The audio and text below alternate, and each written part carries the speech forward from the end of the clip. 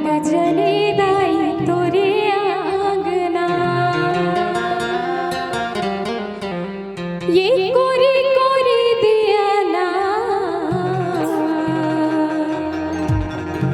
जगमग जले दाई तोरे आंगना। ऊंची अटारी मुरमा हतारी हावे तोरे गाँव, तोरे चरण ला बंदाओ दाई सुमेरो तोरना। ये कोरी कोरी दिया ना जगमग जले दाई तोरे भुवना। चलो ये गाना में सबको चल झूमना है, ठीक है?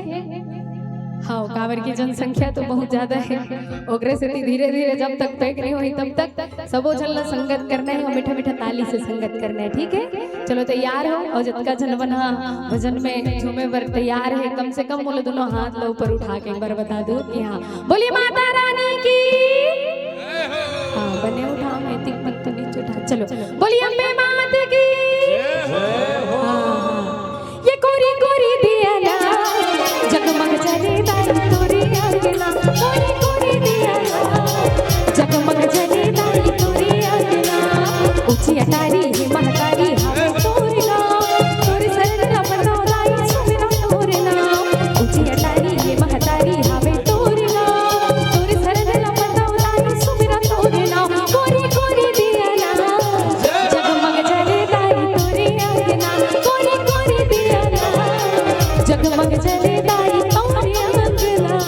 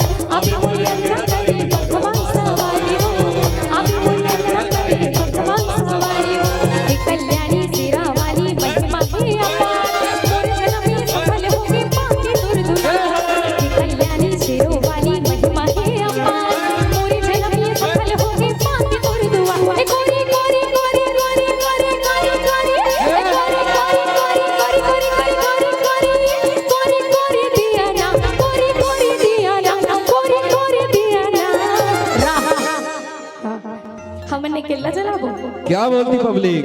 चलिए सबो जन लगाना है, उठाएंगे तो हाथ बोलिए अम्बे मात की।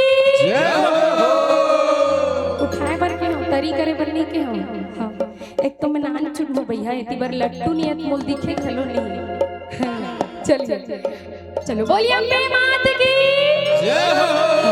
अब इसमें उठाए रहो हाथ ला चलो उठाओ और ताली बजाना है ठीक है ये कोरी कोरी दिया ना जगमग जले दाई तोरी अंगना कोरी कोरी दिया ना जगमग जले दाई तोरी